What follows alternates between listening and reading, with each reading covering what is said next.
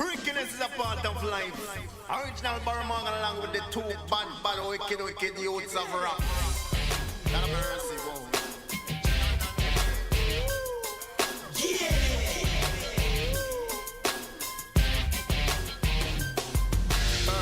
What's the business? Talk paper when I'm riding by. They know it's Drizzle, he the truth off the east side. I know who ain't got my money because they ducking high. I grind for me and mines, I got the green light. I got to get it how I live it, that means front line. I got them zips, I got that soft, I got that hard white. I got that.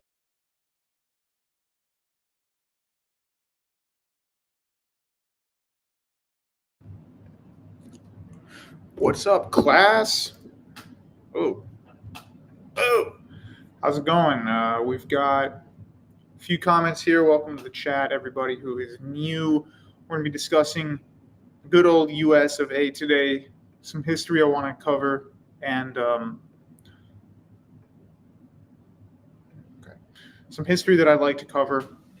A few things we're going to look at, different parts of society and so on, history of the United States, religion, ethnicity, and I'm going to open up the chat and we'll just allow people to come in and talk about whatever they feel the need to discuss. Today we've got Twin Cities Oxygen. He says, hey, inspired. Nick says, Misunderstood Bible, 2nd edition, buy the book. Please do. Emmanuel says, ready. DJ Tear a Wrist. I don't think I will. Says, made a stream. The Cream Experience. Hello, chat and Jeem. I like this subject. Okay. Yo. It is Friday, my dudes. I'll be taking notes. This stream is quite early at 8:30 in the night, rather than his normal streams, which are at 9:45 precisely. Is it me or audio is not in sync with the video? I mean, I don't know. I can check, but might be just some slight lag. But I mean, I'll just wait for the lag to finish up. Let me know if there's any other problems. But we did just begin, so maybe there's a slight amount of lag. Heart. Thank you very much, Homer Siluan. And beyond, happy Valentine's Day, at least here in Australia. Any plans? Really? You guys having a problem with the audio? Let me go see the video myself, see if there's a problem. So hold up a second.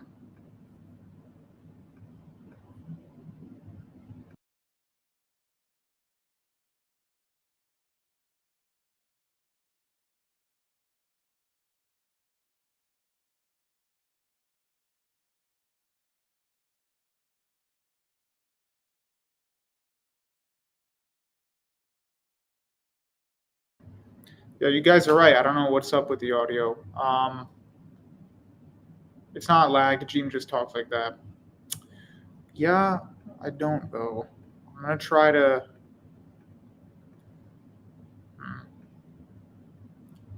Let me try to close some of the pages I have up. Maybe that'll help. So I guess we're on pause for now until this thing gets fixed. Audio a bit delayed from the video. Yeah, let me try to fix that. So hang on, guys.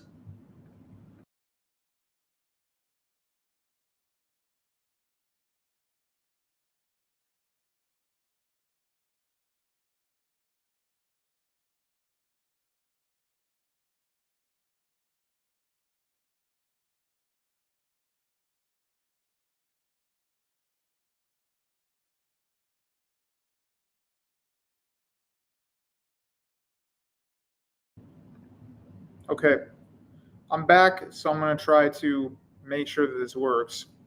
We still seeing a lot of problems here, guys, because I'd prefer if we didn't have massive problems. So I'm going to wait a second. You guys let me know if that made it better. Where did he go? I'm scared. Well, I won't console you. Sorry. Yeah, well, to anybody who's new here, sorry if the stream's getting off to a weird start. We have some issue of lag with the audio compared to the video. I'm waiting to see if it's better. Maybe I'll just have you guys talk if this is so bad.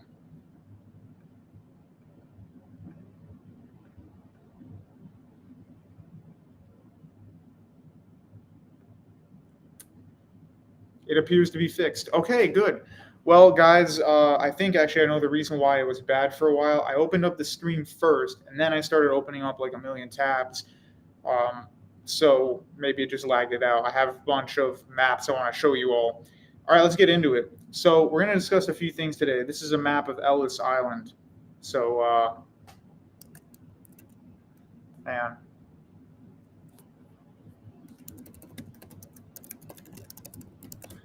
We're going to discuss the difference between like foundational white and black Americans versus, Ellis Island Americans. Even though my parents didn't ever go to Ellis Island, it's way kind of like past our time. But, there is definitely a difference that we do need to discuss. So just hang on a second while I get that image I want to pull up. I don't know why, for the life of me, I cannot get the image I wanted. Literally, the image of the thumbnail is now not showing up. Well. Doesn't matter, I suppose. I'll just get this one instead.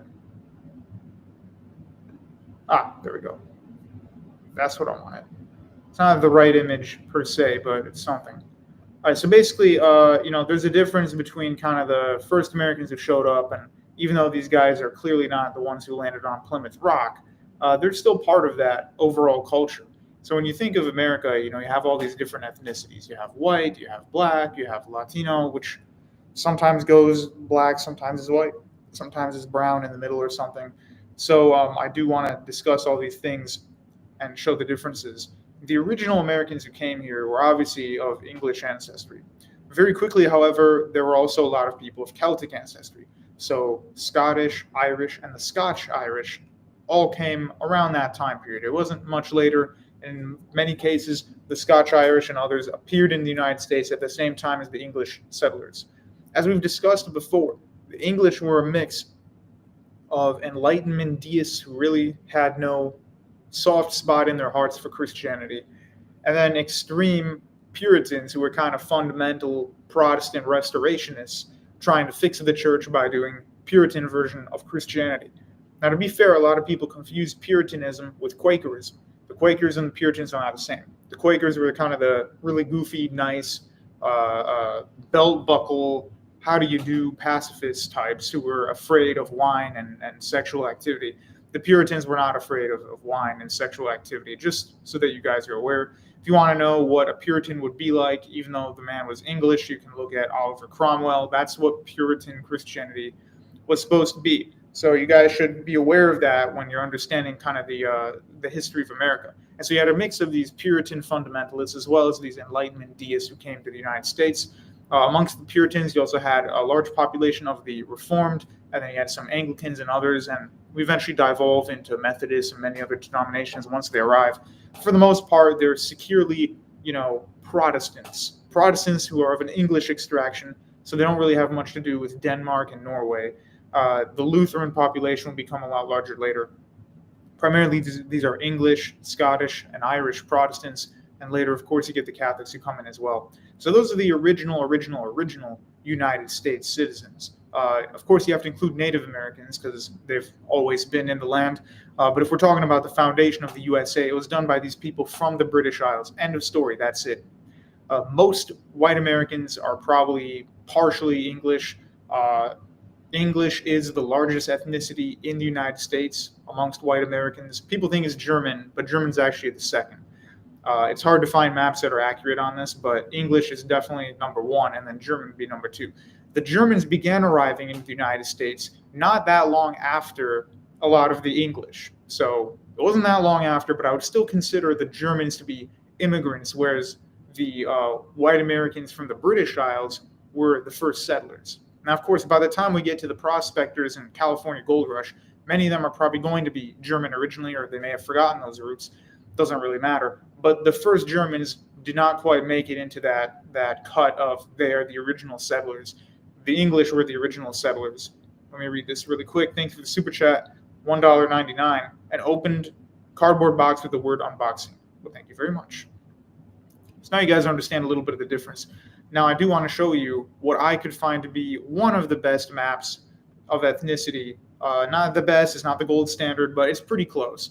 So if you take a look at these, and I don't really like the colors because a lot of them are similar, you can clearly see that English is the largest ancestry in the United States. Even though German, the green, is also quite large, English is definitely numero uno. Okay, now you see English is going to be primarily in what? The Deep South, the East Coast, New England area, and the West Coast. Those are all the majority English areas, and of course including Utah. So we'll get to Utah in a second, and Mormonism and all that. Right now we're not quite focusing on the religious aspect quite yet. But as you guys can see, it's clearly English. Now, a lot of people assume that the New England and the whole Northeast is 100% white. It is, but it wouldn't be if you asked people a couple hundred years ago. Because as you can see, look on the map here. Look at all that, all right? You've got, a large amount of Italians and Irish. So a large section, basically the entirety of New Jersey, the eastern part of Pennsylvania, eastern part of New York, Massachusetts, etc., Rhode Island, are all going to be Irish and Italian. So it may look like, oh, that's not so big compared to the rest of these ethnicities, but there are 38 million people of at least partial Irish ancestry in the United States. You have to keep in mind population density. So some of these huge states in the U.S. that are German, such as it's showing Alaska, Montana, Wyoming, North, South Dakota, are sparsely populated. Each state has a couple million people, whereas New York State has what, like 30 million people or so? Like a lot of people live in New York State, but New York is smaller than Montana, obviously. Texas, the largest state, not including Alaska, has a decent sized population, but for its size, it's a little misleading. You would think that maybe 75 million people live there, and they clearly don't. So you have to keep that in mind. So just because the Irish are mainly populated like in parts of the Midwest and then the East Coast, doesn't mean there's not that many Irish. It's 38 million of them. The Irish came about, again, not so long after the English, but they didn't come in such massive numbers until later. So there were Irish slaves that were brought over, and then some wealthy Irish came as well. The Scotch Irish went into the South, and particularly into the Southwest. But this huge boom of the Irish and the Italians came a bit later. So that, we'll talk about Ellis Island in a moment. You see Germans, obviously, we already discussed that. Spanish is interesting because Spanish is not going to count as Ellis Island. Now, people get confused about this. This map shows what, guys? What does the map show? This map shows largest European ancestry. Okay?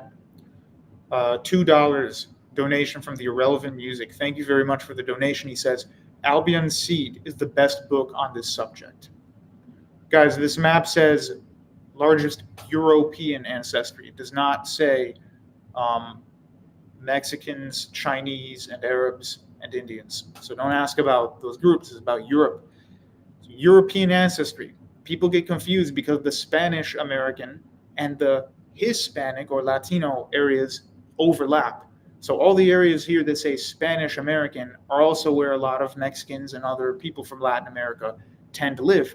But there are, in fact, many white Americans, pure European DNA, for the most part, that have Spanish DNA. In fact, Colorado and parts of New Mexico have an almost extinct dialect of Spanish that is not spoken in Mexico, Spain, or anywhere else in the world.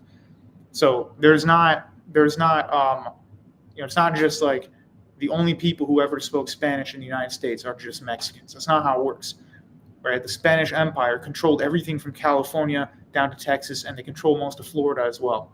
So they weren't there for like a million years, but they were able to put in a distinct mark on this country. All the major cities in California, Nevada, etc., all have, and Texas even, all have what?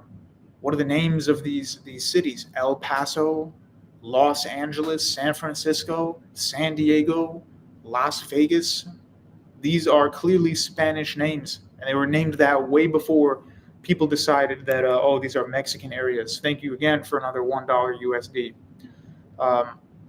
Orthodox Kyle pointed out that Catholics were divided into different ethnic sects. Well, again, now we're going to get into the melting pot part. So let's get into Ellis Island. So when we look at Ellis Island, right, this is literally Ellis Island. Obviously, a lot cooler now than it probably did back then. Ellis Island, all right, guys, that's where all the immigrants came in. So when people say America's a melting pot, they're not talking about Black Americans. They're not talking about English and German Americans, even though I will consider German Americans, the lion's share of them are technically immigrants. They weren't Ellis Island immigrants. They arrived way before that. So they're not New York immigrants. They're immigrants who came not that long after the English. So if you have to divide Americans into these groups, it would go like this. You have Native Americans of all types. Then you have foundational Americans, that is white Americans of English, Scotch-Irish, Irish, Scottish descent, okay? Or rather just English, Scotch-Irish, and Scottish. The Irish come later, including Black Americans. Those are foundational Americans. Then you have the German immigrants who are kind of their own thing. And then you have the Ellis Island Americans. And then now today we have much more recent Americans who've come in larger numbers from India, East Asia, and other areas in numbers that they didn't have before. So yes, you can find examples of there being Asian Americans early on in American history, but not to the number that they have today. Same applies to people from India and the Middle East. Those are all quite recent, although I think Arabs can go in between Ellis Island and recent immigrants as well. Anyway, so Ellis Island is not quite the same thing as white Americans and Germans, white foundational Americans and Germans. Chief says Mexicans are natives.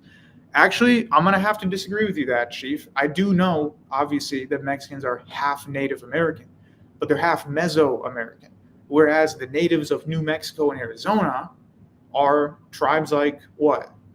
Navajo, the Apache. Those are the guys who live there, so that's their land. Now, obviously, Mexicans have lived in the southwest belt of the United States for a long time, but to say that they're the exact same thing as the Apache is not quite true. So you are Native Americans of Mesoamerica, and you do have a history in the southwest, but it's not quite the same thing as the Apache and other tribes who have coexisted and kept most of their culture and have lived in those lands. So there you go. There you go. All right. So that's the understanding of that. Let's go through a couple of the other ethnicities. So I showed you the map of largest European ancestry. We already did that. Let's look at some of the Ellis Island ancestries here. We have a percentage map of Italian ancestry. Just like the Irish, where is it mostly concentrated in?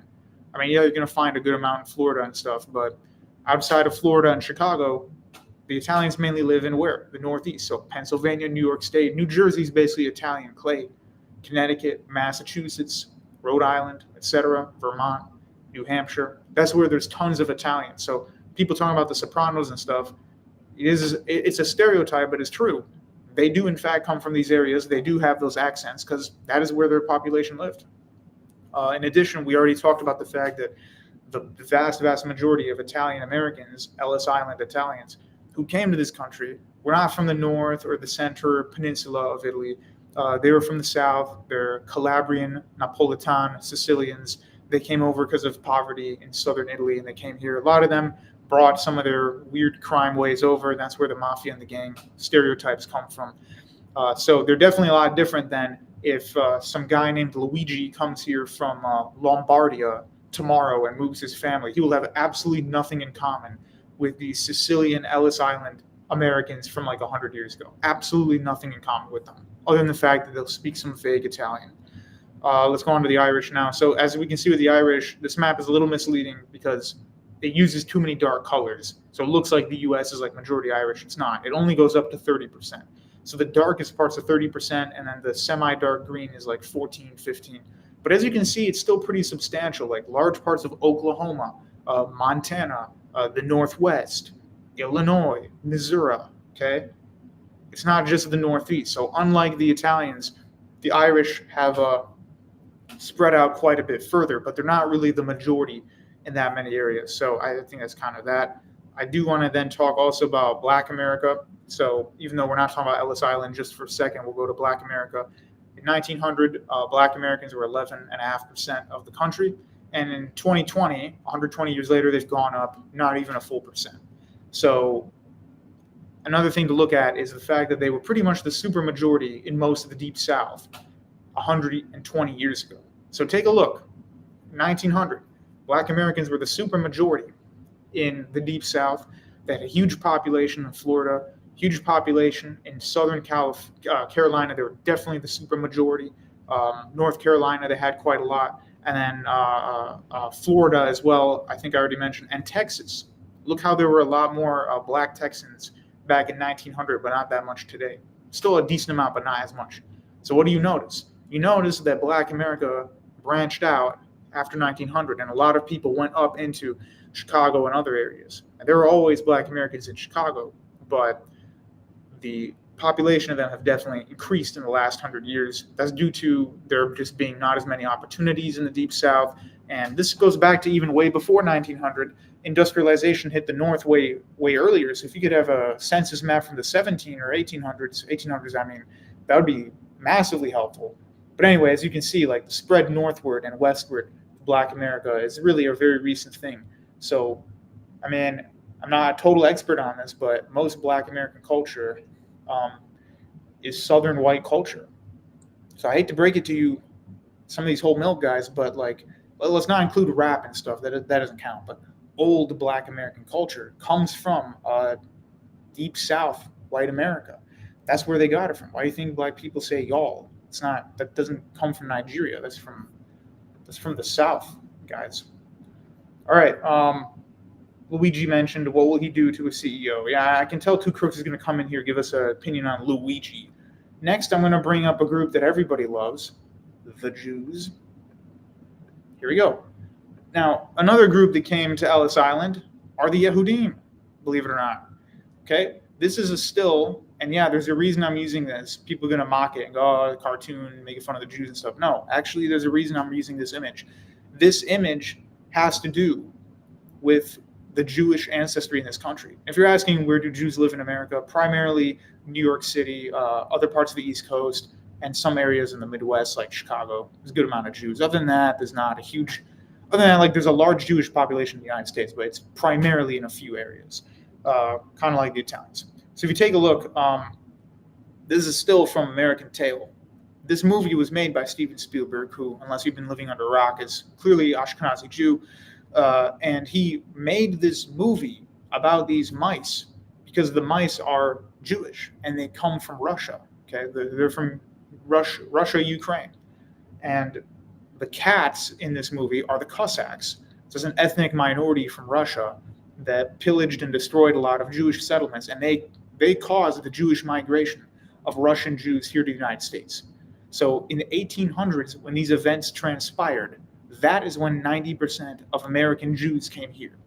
Most American Jews did not come to the United States after the Holocaust. They were already here in America. They came here directly from Russia and from Ukraine because of what the Cossacks had done. So the cats in the movie are the Cossacks and the mice are the Jews. And Steven Spielberg made that movie really on the nose about Ashkenazi Russian Jewry coming to this country. So that's that. That's different than their experience. You know, the ones who went to Israel are a different population. There are a lot of Russian Jews in Israel, but the majority actually came to the United States. And that's where that, stereotypical New York Orthodox Jew stuff comes from. It's from those Russian Jews. That's why they look the same and they have the Ashkenazi Yiddish and other languages dialects. All right. Two Crooks says, I actually want to have some bagel and cream cheese with smoked salmon now. Happens every time I remember Ashkenaz culture.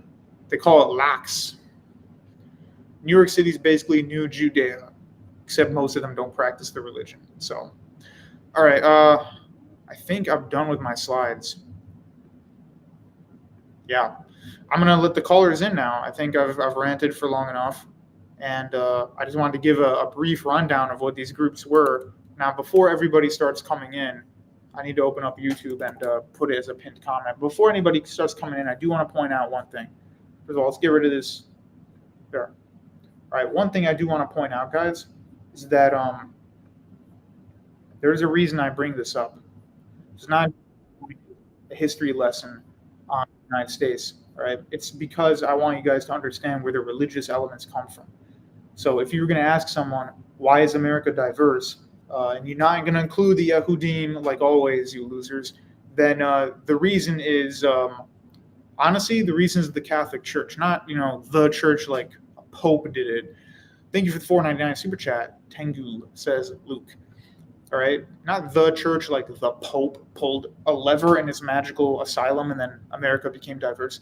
But Catholic people came here from southern Italy, from Ireland, from these other places, and they contributed an enormous population in the United States. So it wasn't just Protestants anymore, because before this time you had the English, you had the Scottish, Scotch-Irish, they were all Protestants, and then you had Black America, which inherited Protestantism from the whites. And so you had basically a 100% Protestant country, not including the Southwest Belt, where there were Mexicans and Spanish Americans as well. So literally people from Spain. But those parts were added later. The original American plan, that didn't really impact them that much. What impacted them the most would be the influx of Irish, Italians, and then later Jews. That's where the melting pot comes from.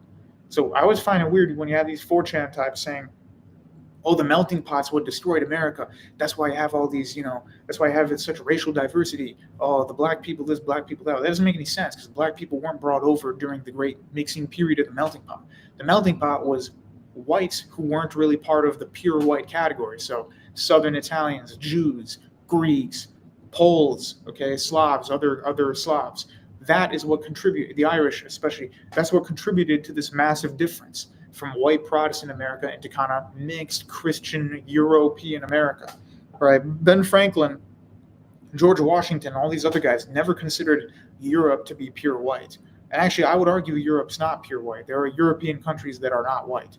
So, like Hungarians are majority Slav DNA today, but historically, they're what? What are they? It's called Tuvan. Yeah, they're an Asian people, okay?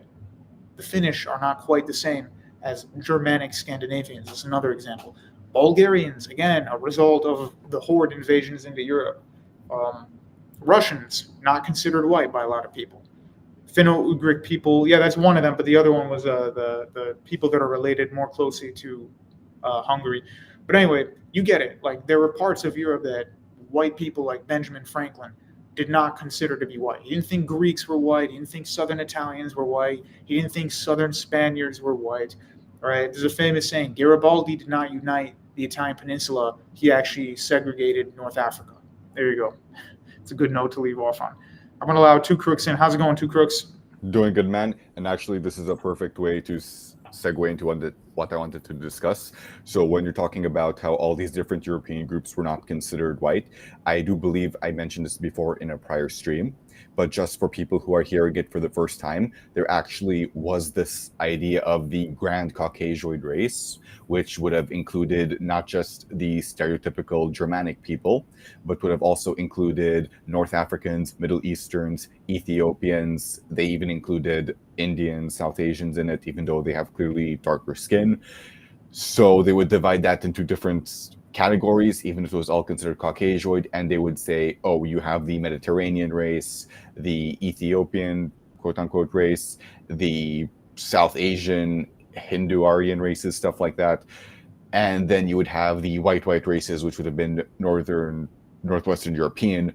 But until then, Greeks, Southern Italians, they would be considered part of that Mediterranean race subgroup. So that's why I had people like Ben Franklin saying, oh, no, they're not white.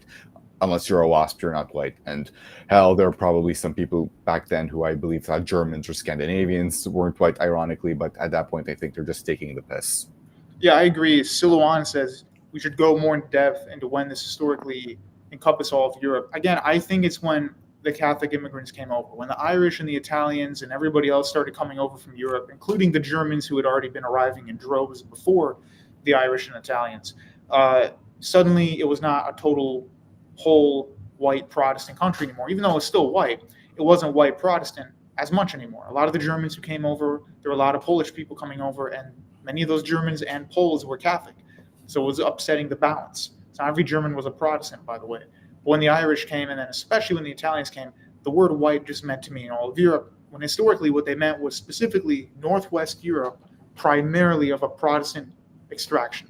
There are, of course, Catholic whites that were included in that. For the most part, Benjamin Franklin and these other guys, let's ignore Benjamin Franklin. He only thought English people were white. But, the average position was Northwestern Europe. Now, when you start throwing in Spaniards and Frenchmen from the south of France, Italians, Greeks, Poles, Hungarians, Bulgarians, etc., then it's like, okay, this is clearly not white anymore. But at the same time, we have to find a way to distinguish these people of European ancestry from this large Black American population. And that's where it became, people from Africa that had originally been slaves. Guess what? Those are Black, and now everybody from Europe is white, regardless of whether they're Catholic or not. Even though in the older days, Protestants would be considering a death sentence against a lot of the Catholics. And so, yeah, I mean, if there are some Protestants out there listening, they would be correct to say that Catholicism is the reason why America got the reputation of being this melting pot, diverse country. So the Protestants didn't really do it.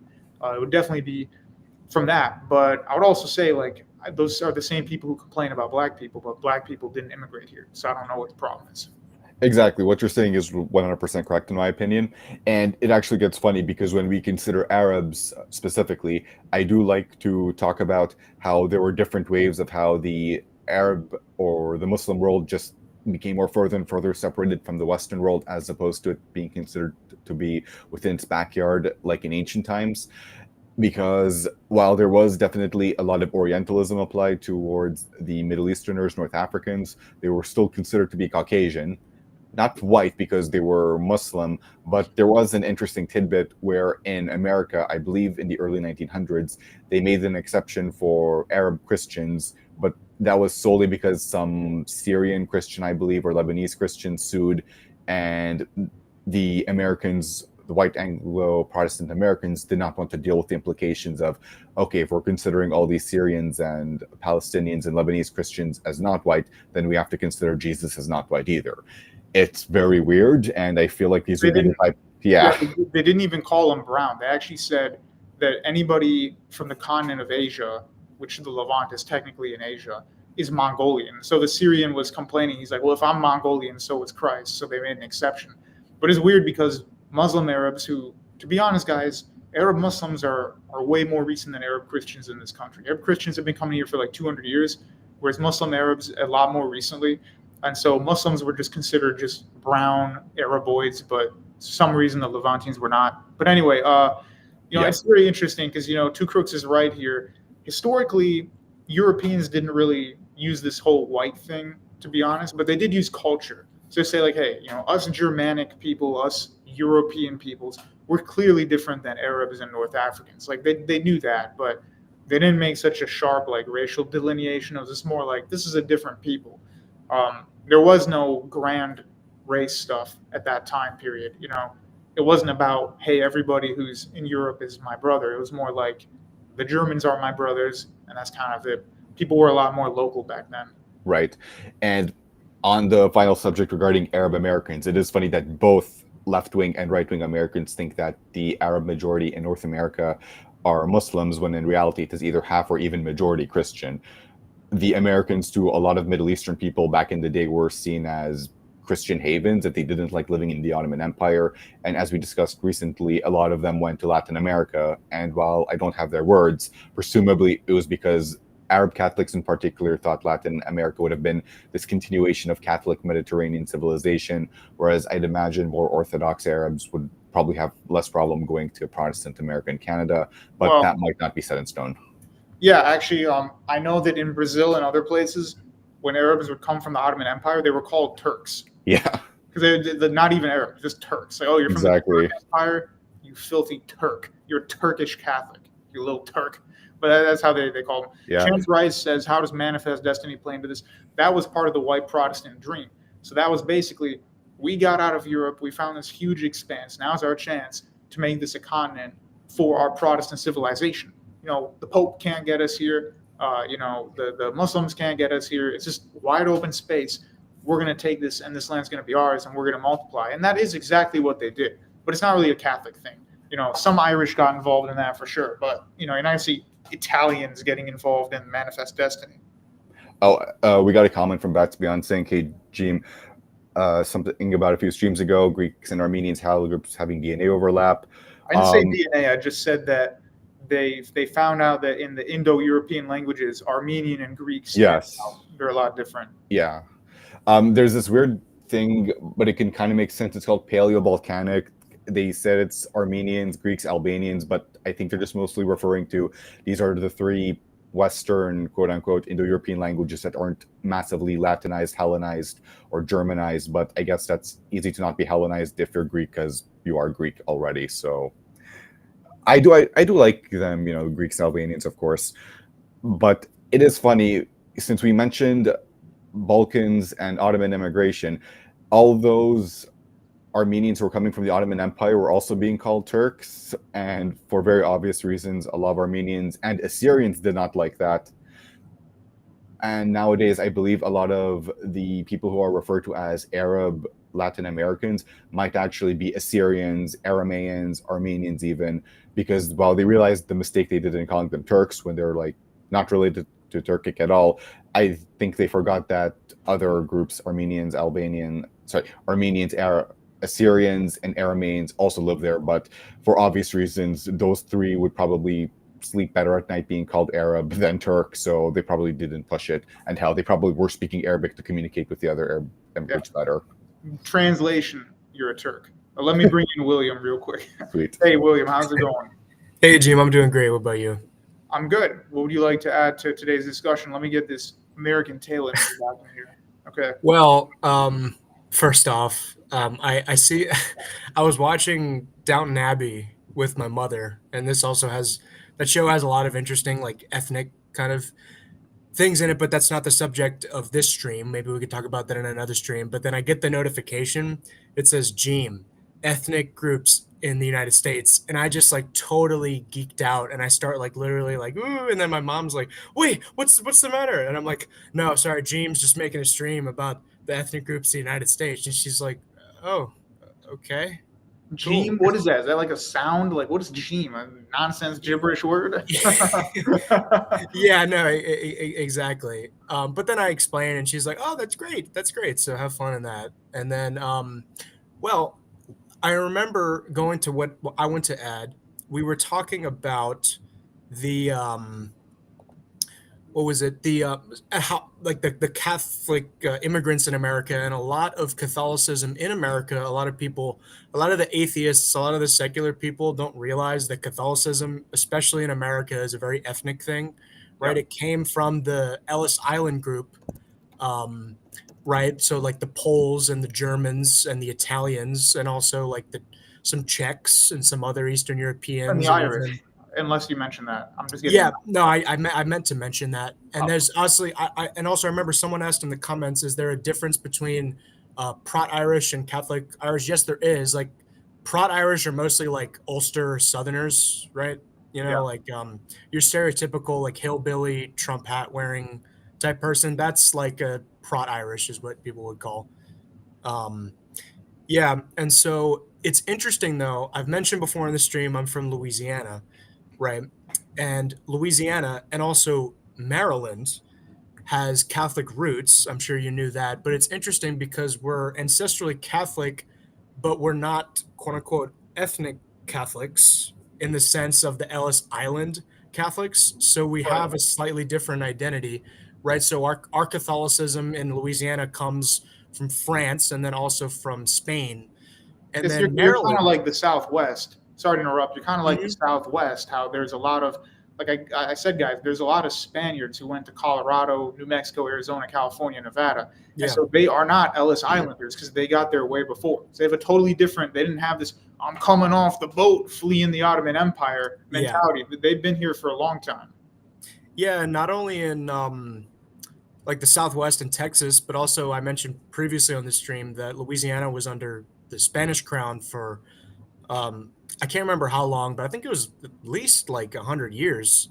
And then also Spain controlled the entire Gulf Coast from New Orleans all the way to like Pensacola in Florida, you can see, like the northwestern part of Florida, right? So they owned Biloxi and Bay St. Louis in Mississippi, and they owned Mobile, that tiny part of Alabama that sticks out. And that's actually an interesting history there of why that part of Alabama is not part of Florida. It's an interesting history, but that gets a little bit more complicated. And then in Maryland, it's interesting because it's thought of like pedagogically as like the Catholic colony, right? In the 13 colonies, because Yeah, because it wasn't Ellis Island. Those were just some actual Catholics who came over from day one. But if we're talking about the huge populations of Irish and Italians, that wouldn't be the same as Maryland and as you're saying, Spanish and French, Southeast United States.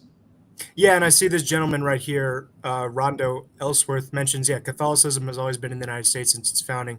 So, yeah, exactly. That's what I was just talking about. And it's interesting because Catholicism here, well, I live in Northern Virginia, and so there's obviously a lot of similar culture and whatnot. It's interesting because the Catholics there that have been here for like hundreds of years are largely descended from two families, the Barons, who were English, and the Carrolls, who were Irish. And actually, Charles Carroll, if you're familiar, he was the only Catholic to sign the Declaration of Independence. Yeah. There you go. Yeah, no, so I think I really think that was genius what you did, Jim, of like the difference between like Ellis Island Americans as opposed to, okay, we're not English, but we're not Ellis Island Americans. And I think Louisiana is interesting because obviously we weren't part of the colonies, and we were part of France, and we were part of Spain, right? And then it was later integrated into the entire United States. But also a lot of the culture, even up until like the world, like to like sorry, what I was going to say, like it wasn't really till after the World Wars where like Louisiana really became like part of like the 1950s, like kind of, like American cultural hegemony had kind of disseminated throughout the entire country. So like, because I mean, like my grandfather, like his grandparents spoke French, but he was a boomer, so he grew up in like the 50s, so none of that really stuck, unfortunately. But I would like to add that if you look, this history of the U.S. is pretty slim. Like it's a short amount of history. We've only got a couple hundred years to work with. So if you go after the Civil War, there's actually not, believe it or not, people have this weird conception of time. There's not that much time between the Civil War and then World War I and II. It's not as long as you think. Well, also think about this. There's not a lot of time also between the Revolution and the Civil War. There's people that fought in the Revolution when they were like 16 years old, and were like generals in the Confederacy of the Union. Yeah, it's like people think they're time traveling, but this is all just one period. And so, you have the period of the original kind of revolutionary America, obviously focused on 13 colonies. Then you have kind of the expansion slightly westward and southward, obviously with the Deep South. Then you have the Civil War. And the time leading up to the Civil War, it's clear that there's two Americas. There's South USA and then there's North USA. Then the Civil War ends, and not too much long after that, like if you're actually looking at history in terms of time, you then have America suddenly become more, not like homogenous in terms of culture, but just this idea that we're all Americans. That takes place after the Civil War. So after the Civil War up until World War II, that's not a lot of time to say this is when America was one. It's actually a lot of American history. There's like three different Americas, and then it becomes if not one. more, yeah, if not more. So it's really interesting when you look at that. That's why there's a population difference in the East versus the West is a lot less populated, because only really settlers and gold rushers were going out there at the same type of speed as people were coming in from the East. Yeah, no, and it also like when we talk about like America and it being united. When it gets into the other groups, like I don't know if I can mention the name on the stream of the angry whole milk people with the cone hats. That were kind of brought about after the Civil War. They were very bitter about it, right? But it's interesting because when you actually study of like what was going on in the entire world, well, when I say that, I mean mostly just Europe, but it's funny how that works.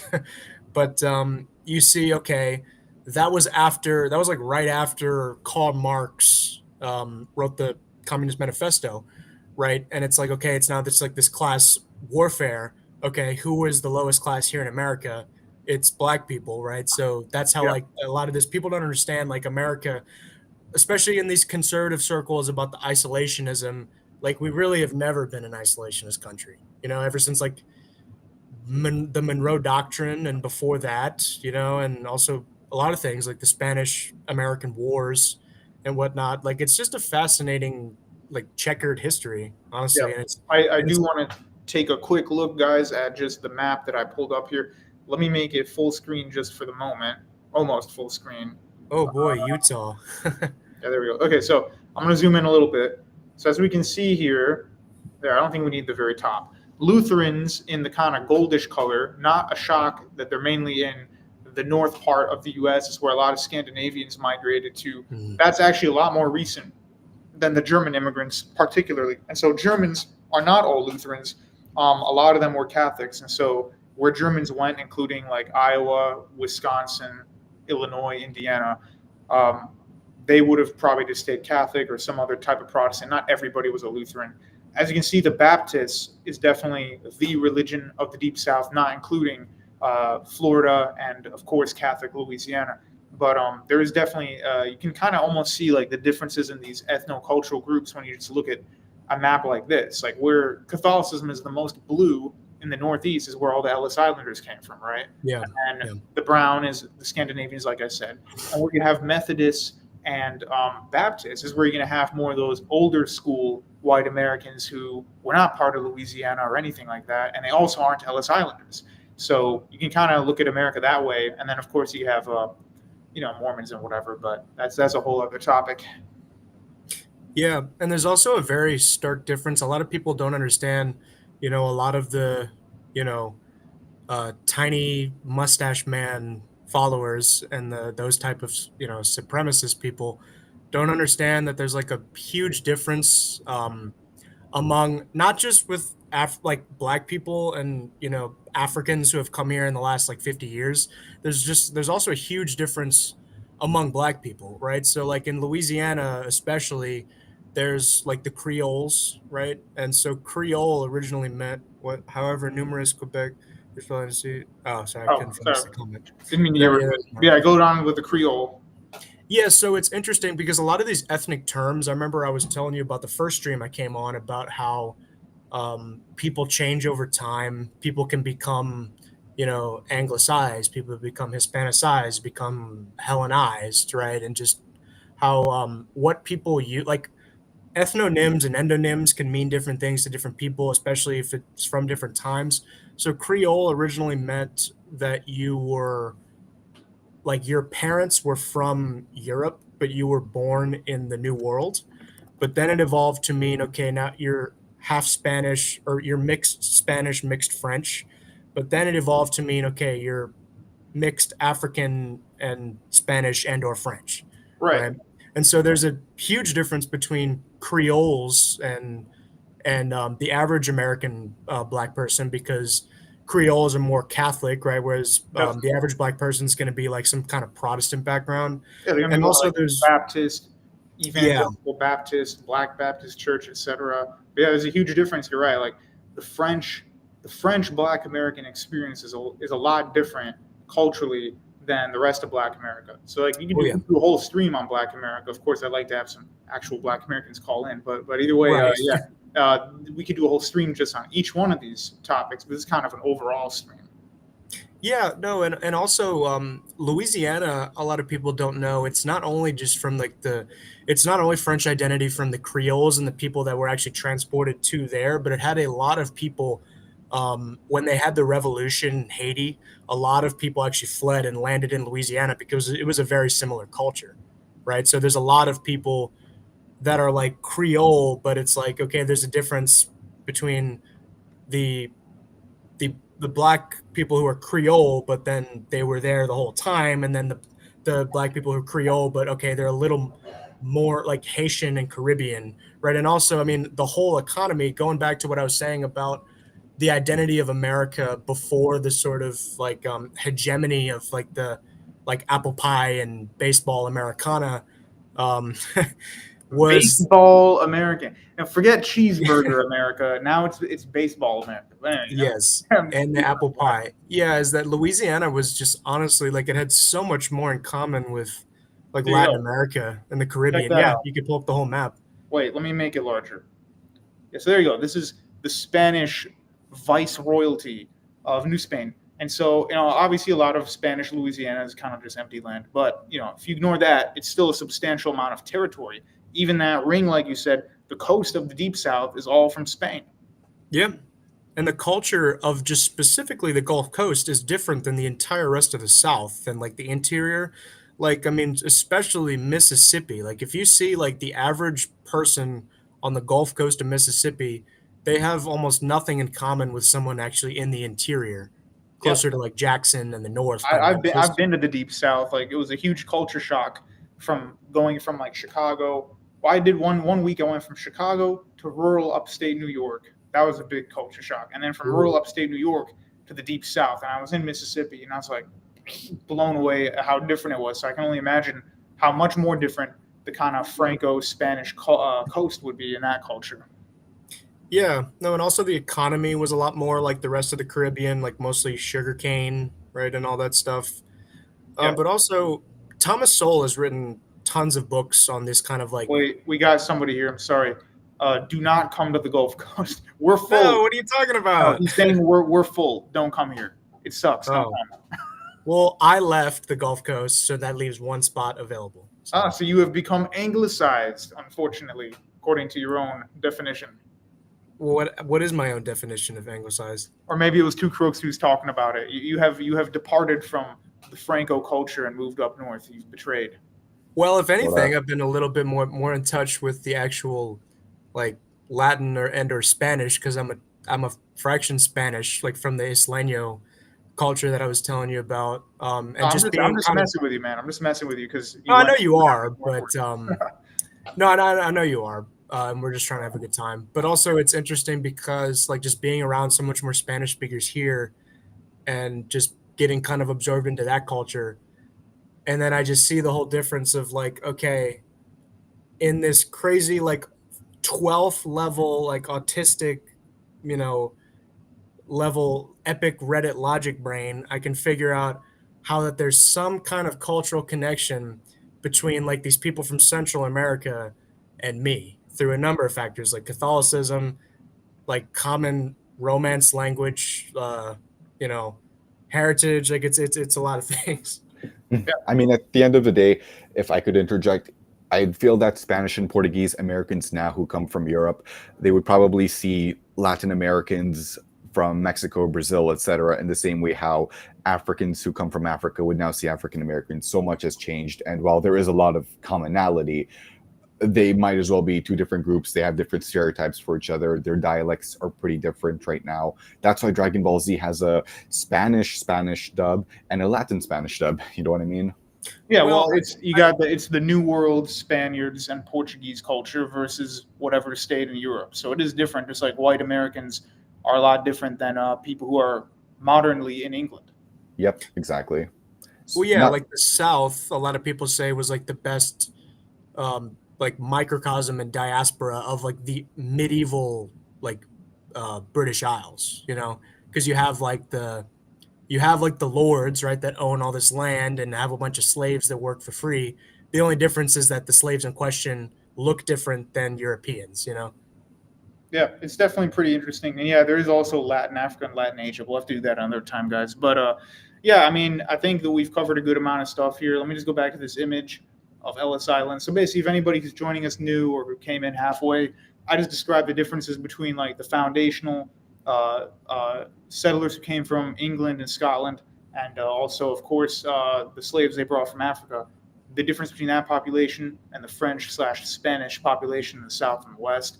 And then the difference between those two groups and the Ellis Island Americans, which would be your stereotypical Irish and Italian. So, that's why America is such a melting pot, but that didn't come to be until a little later. And really, the melting pot thing has more to do with really just like Europe and the Middle East, to be honest. Like people say melting pot, it means like Jews, Italians, people from the Middle East, Armenia, and stuff like that. It doesn't mean sub-Saharan Africa. I don't know why people always mix those two together, because that's not what melting pot meant. So like when people like on the internet, alt-right types complain about melting pot, that Europeans were the melting pot. It wasn't talking about Black Americans. Well, actually, some of those people, when they actually delve further into it, then they realize, okay, like Northern Europeans are different than Southern Europeans and all that kind of crap. Yeah, right. Actually, that reminds me. My old pal, Mr. Adam Green, did a debate with Corey J. Mahler. So I despise both of these people, but I might review the debate because it's the same topic I did with Adam. Is Christianity a Yehudi trick? Except Corey Mahler hates anything to do with Hebrew and he doesn't like the divine name, and he insists that the Bible was originally written in Greek and Hebrew is like rat's shit. So I'm going to review it because I don't like either of those people. Let me get Mr. Nicholas in here. How's it going? 4chan Nick. Oh boy. So you mean to tell me that the Catholic Church is the reason Western civilization has collapsed? Wow, I'm going to deconvert from Catholicism now. Wow. Well, I don't know how those Fuentes boys are gonna handle that. To be totally honest with you. Okay, but the Catholic Americans, like the Creoles, the Cajuns, they've got some pretty banger food. I will say that. Oh yes, thank you for respecting my culture. I'd like to imbibe, but I am allergic to all shellfish, so that's not that easy. Oh. But yeah, no. Even though Nick is just kind of joking around, I don't know how a Fuentesian supremacist could like look at the history and just be like, I mean, that's why it's like mixed up. Like a lot of that was Catholic immigration. I don't know how they can reconcile those. Yeah. To be honest with you. Well, so like the whole thing with the Catholic immigration, like a lot of people, like the way that people use the same arguments against like the Hispanic immigrants now, like it's the same rhetoric that was used against like the Italians and whatnot. Been cold this quarter, guys, but trying to shoot his way back into a group. Hey, what's that audio, Nick? What are you playing for us? I'm playing a video game in the background. Oh, okay. Oh, Well, yeah, it is interesting how like the stuff changes. Like it's I don't know, like it's weird. Like I think America today is a lot different than what it was even post World War II. Post World War II, there was this big homogenous America, but there's still a lot of distinct cultures. Whereas now, I feel like maybe the internet and transportation and modernism has kind of killed that. I don't think America's as, ironically, it's more racially diverse than it's ever been, but it's less culturally diverse. What do you guys think of that? Yeah, well, I mean, people just generally speaking, because I know a huge controversial topic is like interracial marriage and whatnot. And what I try to tell like my more liberal friends is like when people were mad about someone marrying outside of the culture, like it wasn't just black people and white people. Like even if you were like German and you're like Lutheran or evangelical and you're gonna marry like a Italian Catholic, like that was scandalous. A lot of people like dude, it's just white and black. That's it. There's no other people on earth. Yeah. You're either white or you're black. Nothing else matters. That's it. It's all just white and black.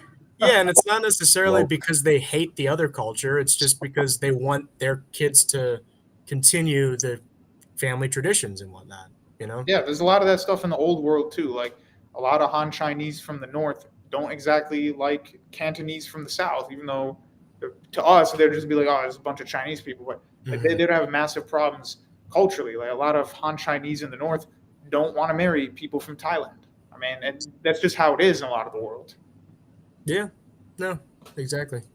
So, but yeah, you're right. A lot of the whole interracial stuff that wasn't necessarily interracial; it was interethnic. So, like, you're right, like a German Lutheran or something wouldn't marry, a New Jersey Italian Catholic. It's just there were different communities back then. I think the Italians have done one of the better jobs of all the European ethnicities at kind of staying unique. Maybe not so much today, but up until like 30 years ago or so, yeah, you could say like, bam, that's where Italian American culture is. It's a little bit different now, but they did a decent job at staying insular, actually, believe it or not. Yeah, I mean, I think the Germans did so too, because when we think of like, Ohio and like Indiana, we think of just peak, like just German industrial, type America. Even if like they don't necessarily speak German anymore, a lot of people that are older remember, oh yeah, my grandparents spoke German. Yeah, no, that's definitely there. It's definitely there in like a lot of I don't even want to say rural, but even just suburban areas anywhere in the Midwest, all the way up to like the Dakotas, you'll find Scandinavian and German culture. And it's pretty profound, but it's just ironic that those are the same people that, not the exact same, but a lot of Germans and a lot of people of English ancestry tend to be the ones that are more liberal, but they have kept on a lot of their traditions too. Like you can tell when you're in a quote Celtic area historically versus a German area in America. Even if nobody's speaking the language, you can kind of tell the difference. Yeah, I mean, I had a conversation with my brother about this because the Irish Catholic Americans traditionally and unfortunately still are majority Democrat voters, and then the Italians are majority Republican. And I was talking to him about it, and we kind of just thought like, well, I guess like thinking, why did they both have these sort of divergent outcomes? And my brother attributed it mostly to the fact that the Irish largely spoke English. So there was this kind of like this ethno-linguistic kind of connection that just kind of made sense, where the Italians for a longer period of time were on the outside. Yeah, and then another thing is like if you look at the Scotch-Irish in the Deep South, like you can tell where you're getting at that Scotch-Irish culture versus where it's a more kind of austere English culture. There's definitely a difference. So there are still differences in the United States, but it's just not as profound as it used to be. We have someone called Ken calling in. Ken, how's it going? Hello, I'm doing well. How's everyone? We're good. What would you like to talk about? No, I just wanted to ask, like, it's kind of off topic, but do you think that America will homogenize well over the next couple of decades if they keep allowing a lot of immigration? Yeah, well, here's the thing. There's like two different kinds of homogeny. There's homogeny to old American cultures, which I don't see how modern people who are just arriving could possibly attach to that.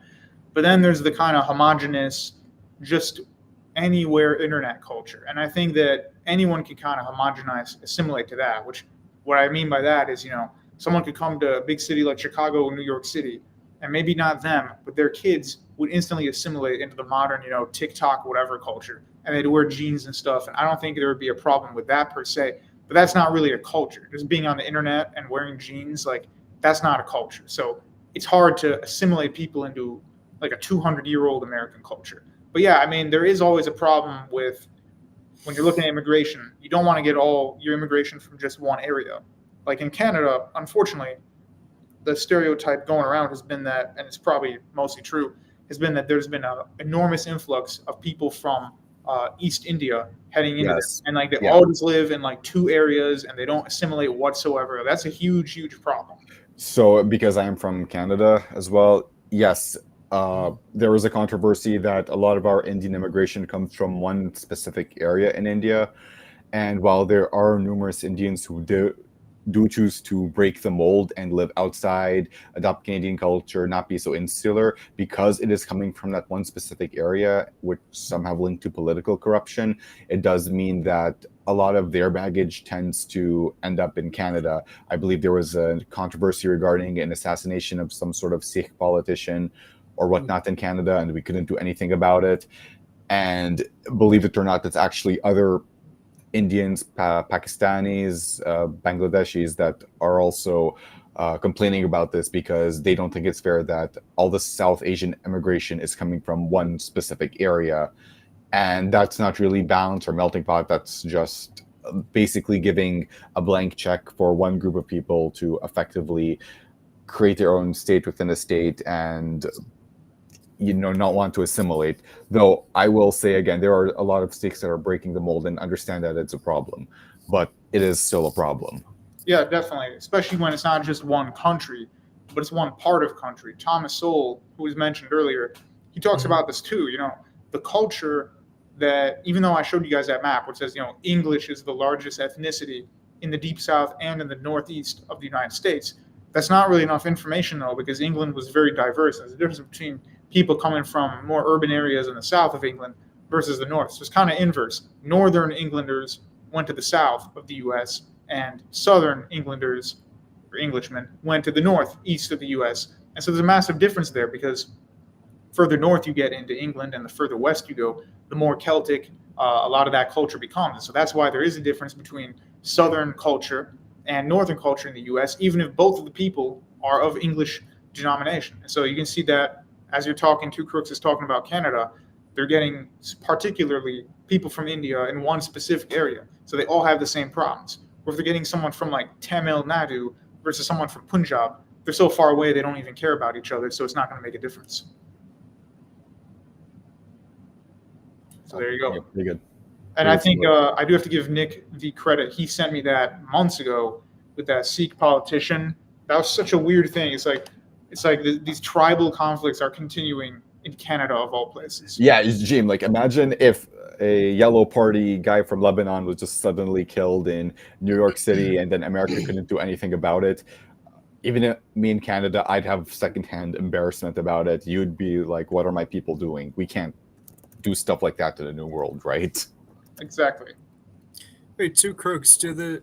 So the Indians in Canada are mostly Sikhs? Sikh, yeah, or at least Okay. where we're getting most of our immigration from.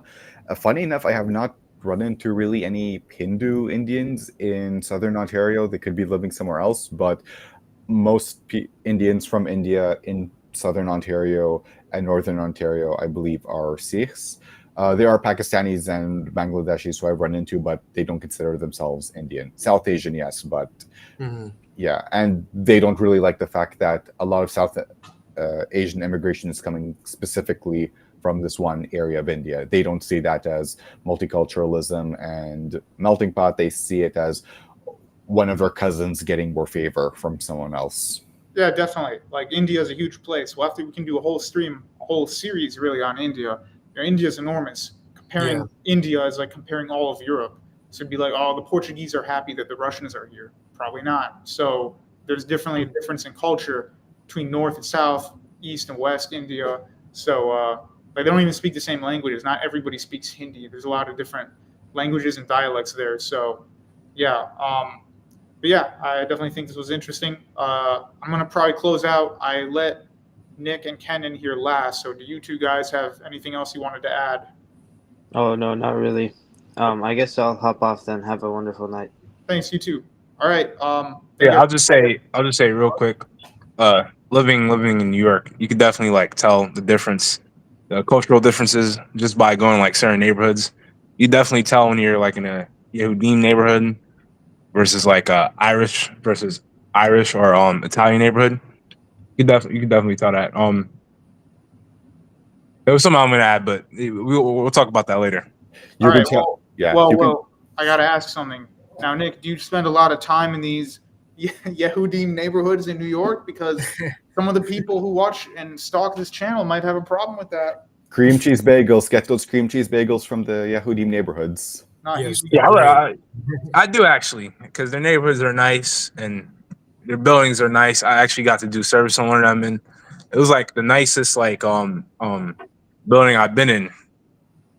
And there's like certain buildings that are like a similar construction, but they're not as nice. So yeah, I love spending time in their neighborhoods. All right, guys. In case you didn't understand what just happened, he just basically said he's allied to the Yehudim. It's over. Dude, he just wants those cream cheese bagels with lox. That's what he wants. Yehudim stuff, hilarious. All right, well, thanks guys for calling in. I'm going to close out the show, and thank you. I'm not going to do one tomorrow. Thanks, I might do one Saturday evening, so Sweet. in case anyone's going to be hanging around. All right, thanks guys very much. Okay, so for any of you who just joined, you're like, what on earth are these boys talking about? We discovered quite a few things today. Obviously, a lot of people in the comment section showed up quite clearly at like 49 minutes into it and are giving me their opinions. Please go back and watch the rest of it. I did not create any of the maps that I showed today, and I explained many times in this stream and in others that the maps aren't entirely accurate. They're just showing plurality, majority. But for those of you who didn't watch the whole thing, go back in time. You will definitely see a good episode. We talked about the difference between foundational white and black Americans versus immigrants, Ellis Islanders, Native Americans, Spanish and French empires, their influence on the Gulf Coast and the Southwest of the United States, and kind of the homogeny and difference within the United States and how we led to where we are today. We discussed baptism, evangelicalism, Catholicism, Judaism, where they all came from, how they found their way into the United States, difference between the Irish and Italians, for instance, versus the English and the Germans. And we also covered on some other minor ethnicities, such as Arabs, Indians, etc., in Canada and the United States. So thanks you guys for watching. Remember to like, comment, subscribe, share the video, leave a comment now that the live stream is ending.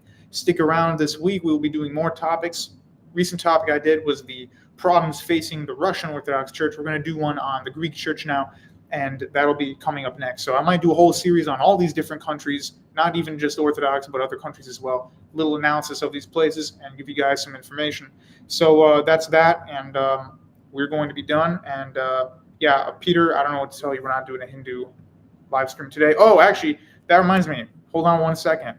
Speaking of India, there's a friend of mine and his family recently published a book, and I promised him that I would show that here. So let me do that real quick, and then we're going to close out the stream. Here we go. So I'm just going to give you guys the link to his book. His family published it. There it is. I'll also put it once the live stream is done, because otherwise I don't know how many people are going to click on it right now. But yeah, a friend of mine, his family crafted this book here. So if you all check it out, it's on Amazon.in. So maybe mainly people in Asia and Europe might be able to order it, in Australia. Anyway, thank you guys very much. I'll put the link, like I said, when it's done, and that's it. But please remember to like, comment, subscribe, and I will see you all eventually soon. Freakiness is a part of life. Original Baramang along with the two bad, wicked youths of rap. Not a mercy, whoa.